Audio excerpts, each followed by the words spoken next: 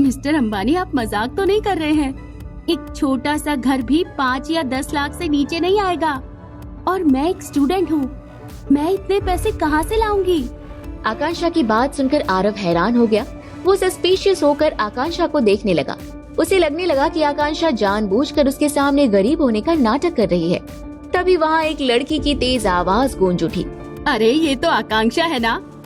उसने उस दिन अपनी लाइव ब्रॉडकास्ट से 10 लाख रुपए कमाए थे। अब तो ये आराम से एक लग्जूरियस लाइफ जी सकती है। आरव ने मुड़कर उन लड़कियों की तरफ देखा। ये वही लड़कियां थी जो हमेशा आकांक्षा को परेशान करती थी। स्नेहा, मैंने वो पैसे ऑलरेडी डोनेट कर दिए हैं। फिर तुम लोग मुझे उस बात के लिए क्यों परेशान कर रहे हो? तुम लोगों को अब क्या चाहिए? आकांक्षा की बात सुनकर आरव सरप्राइज्ड होकर उसे देखने लगा। अब उसे समझ आया कि आकांक्षा क्यों कह रही थी कि उसके पास इतने पैसे नहीं हैं कि वो घर खरीद सके। अरे हाँ, मैं तो भूल ही गई थी कि तुम तो हमारे कॉलेज की चैरिटी एम्बेसडर बन गई हो। कॉलेज की डीन मैडम भी तुम्हारी बहुत तारीफ कर रही थी। अच्छा ये बताओ, तुम्हें जो पैसे मिले थे वो किसी रईस आदमी ने दिए थे, राइट? उस लड़की के साथ एक मोटी लड़की खड़ी थी।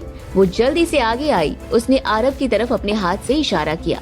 अरे ये तो वही लड़का है ना जो उस दिन आकांक्षा के साथ था। स्नेहा ने जैसे ही आरव को देखा, उसके आईब्रो अप हो गए। तुम फिर से यहाँ क्यों आ गए?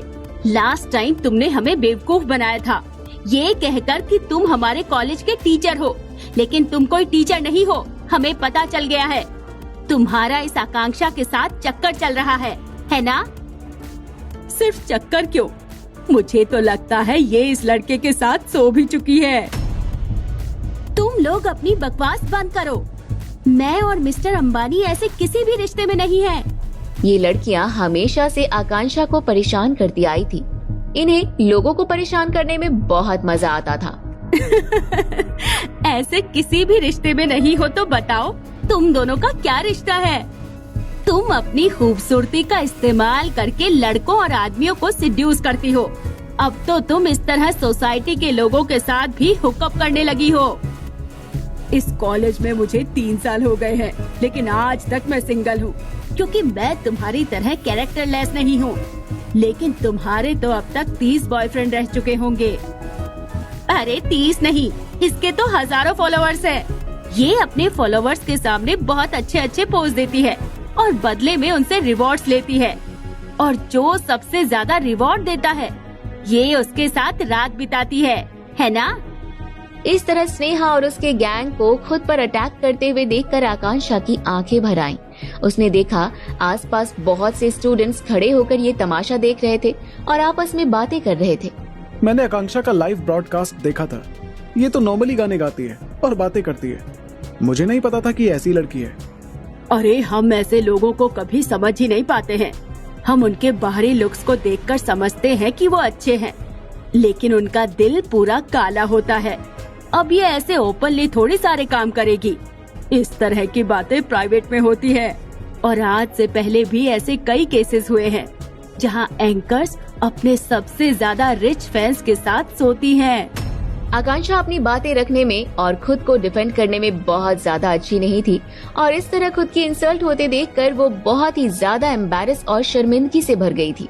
स्पेशली आरव के सामने ये सब होते हुए देखकर उसे लग रहा था जैसे किसी ने एक एक कर उसके सारे कपड़े उतार दिए हैं। आरव ने एक स्पून उठा लिया और उसके सहारे से एक बड़ा सा वेज चाप उठाकर उन लड़कियों की तरफ फेंक दिया। ये क्या किया तुमने? तुमने मेरे कपड़े गंदे कर दिए। तुम इस आकांक्षा को बचाना चाहते हो? अरे हाँ, तुम तो इसके आशिक हो।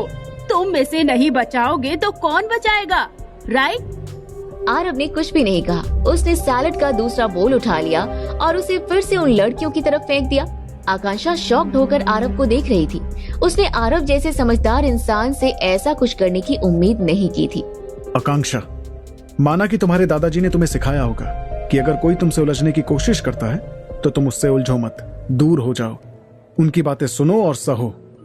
लेकिन सबसे इम्पोर्टेंट बात जो मैं तुम्हें बताना भूल गया, वो आज की सच्चाई है।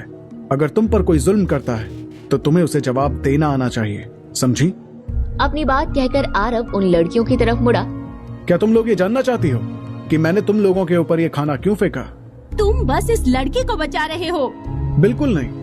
और मैं सच बोलूं तो मुझे आकांक्षा से कोई मतलब है भी नहीं। हम सिर्फ 2 बार मिले हैं, हम तो दोस्त भी नहीं हैं। फिर भी मैंने तुम लोगों के ऊपर ये खाना इसलिए फेंका क्योंकि तुम लोग इस लायक हो।